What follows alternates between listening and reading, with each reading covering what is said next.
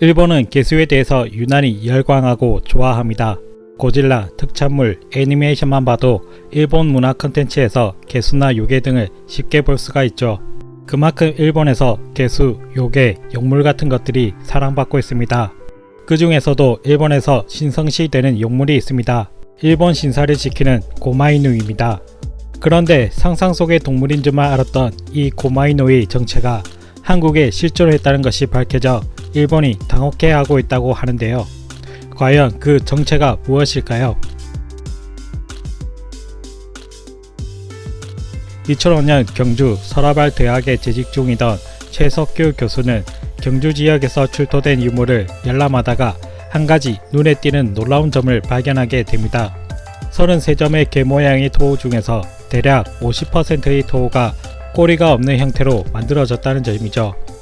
이것은 꼬리 부분이 파손되거나 훼손이 된 것이 아니라 의도적으로 짧은 형태이거나 생략한 것이 분명했습니다. 그리고 자료를 조사하면서 한국 역사 기록물에서 꼬리가 없는 개의 존재가 밝혀집니다. 조선 현종 10년에 출간된 동경잡기에 보면 꼬리 없는 개에 대한 기록을 처음 확인할 수가 있었는데요. 동경에 살고 있는 꼬리 짧은 개를 동경우라고 한다. 여기서 말하는 동경은 일본의 도쿄가 아니라 고려시대 삼경 중 하나였던 현재의 경주를 말합니다. 꼬리 없는 개 동경개의 이름은 경주의 옛 지명에서 유래했다는 것을 알 수가 있는 부분이죠.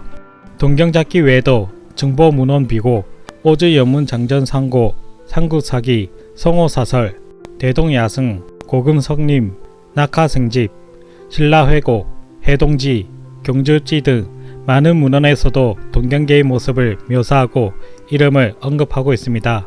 동경울은 영특하며 민첩성이 뛰어나고 후각 또한 매우 발달했으며 영맹스러운 기질을 갖추고 있으면서도 사람에게 한없이 온순하며 특히 주인에 대한 충성심이 남다르다. 동경이는 노루와 사슴꼬리를 닮아 장자고 또는 농미구라 부르기도 한다. 그리고 동경개 역시 진돗개와 견주어도 손색이 없을 정도로 충성심이 뛰어난 일화가 증보문헌비고에 수록되어 전해지고 있습니다. 경주에 살던 한 선비가 동경개를 데리고 한양으로 가는 도중 문경세제에서 병으로 쓰러져 죽었다. 그러자 동경개는 밤낮으로 쉬지 않고 집으로 돌아가 죽은 주인의 아들을 주인이 죽은 곳으로 안내하고 그 자리에 쓰러져 죽었다. 사람들은 동경개의 충성심과 영특함에 감복했다.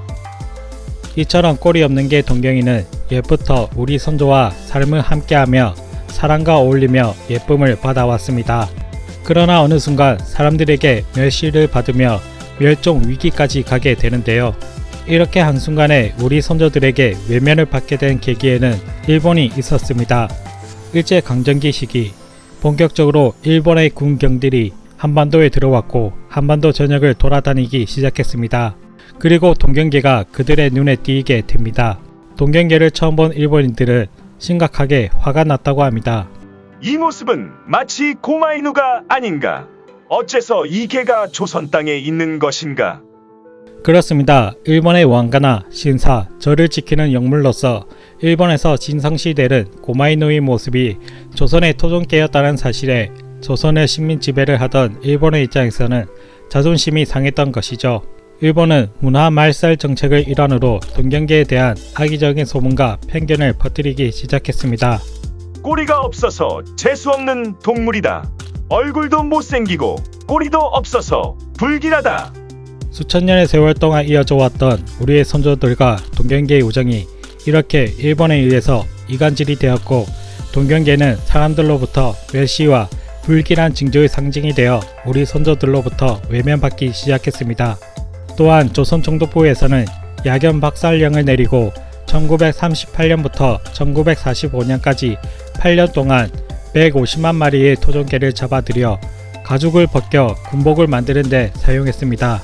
당시 중일 전쟁으로 만주까지 진출한 일본군이 추위에 견딜 군복이 필요했기 때문에 한반도의 150만 마리에 달하는 토종개들이 이에 희생되었으며 풍산개, 삽살개, 진돗개는 물론 동경개까지 일본의 야견 박살령에 처참하게 목숨을 잃고 개체수가 급격하게 줄어들게 되었습니다. 그런데 동경개가 닮았다는 고마이누이 정체가 일본의 학자에 의해서 폭로되었습니다.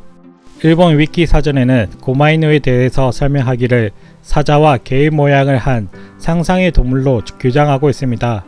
그러면서 아스카 시대에 일본에 건너와 처음에는 사자 모양으로 두 마리를 세웠으나 헤이안 시대를 들어서면서 한쪽은 사자, 한쪽은 개 모양으로 바뀌었다며 하지만 어째서인지 두 마리 한 쌍을 가리켜 고마이누라고 부른다고 설명해두고 있습니다. 그러면서 고마이누는 고대 인도에서 부처를 수호했던 사자에서 유래한다고 적고 있는데요. 어째서 인도개가 아니라 고마이누라고 불리고 있는 것일까요? 일본의 유명한 역사학자인 우메다 마사키 교수는 단호하게 답을 내놓았습니다. 고마이누는 고구려개다. 그것은 고마 고구려를 이해한다면 간단명료한 답이다. 따라서 고구려개를 인도개라고 설명하는 것은 맞지 않는 이야기이다. 일본의 정치에서 총리가 되고 싶다면 고마 신사를 방문해서 참배를 올려야 한다는 믿음이 있습니다. 이 고마 신사 역시 고구려 신사로 옛 고구려인들이 일본 열도로 넘어가 세운 신사입니다. 일본 우익 역사관에서는 한반도의 영향 아래 일본이 존재했었다는 사실을 받아들이기 힘들기 때문에 일제에 의해 동경계와 고마이누는 철저하게 분리되어 왔던 것이죠. 이런 참혹한 일제의 말살 정책을 견딘 동경계는 안타깝게도 한국 전쟁으로 인해 멸종 직전까지 몰리게 되는 위험까지 처하게 되어 버립니다. 하지만 동경계에게 한 줄기 빛이 생기기 시작했습니다. 한국 경주계 동경이 보존협회에서 동경계를 다시 살리자는 목소리가 나왔기 때문입니다. 그 결과 동경이 보존연구소가 설립되어 일제에 의해 퍼진 잘못된 편견을 바로잡고 연구 보존 활동이 이어지고 있습니다. 이러한 노력으로 동경계의 꼬리가 짧은 이유도 밝혀졌습니다. 농촌진흥청 산하 국립축산과학원은 꼬리가 있지만 매우 짧은 동경이와 꼬리가 없는 동경이 17만 개에 달하는 단위 연기 다양성을 비교해 두 그룹에서 차이가 있는 14개의 유전자 마커를 밝혀냈습니다. 14개의 차이 유전자 중 염색체 1번과 2번에 위치한 유전자 2개가 특이 단백질을 만들어 진화 과정에서 동경이의 꼬리뼈가 퇴화되도록 유도했다는 것이 밝혀지면서 이 연구 결과가 동경이의 혈통 관리에도 도움이 되고 있다고 말합니다. 정부와 지자체 역시 2008년 6월 경주계 동경이 선포식을 열고 2009년 8월 경주 양동마을을 동경계 사육마을로 지정하여 동경계를 대중에게 알리는 일에 앞장서고 있습니다. 그리고 2010년 동경계는 진돗개, 삽살개, 분산개에 이어 한국 토종견 제4호로 공인받게 되면서 대한민국을 대표하는 4대 민견으로 인정받게 되었습니다.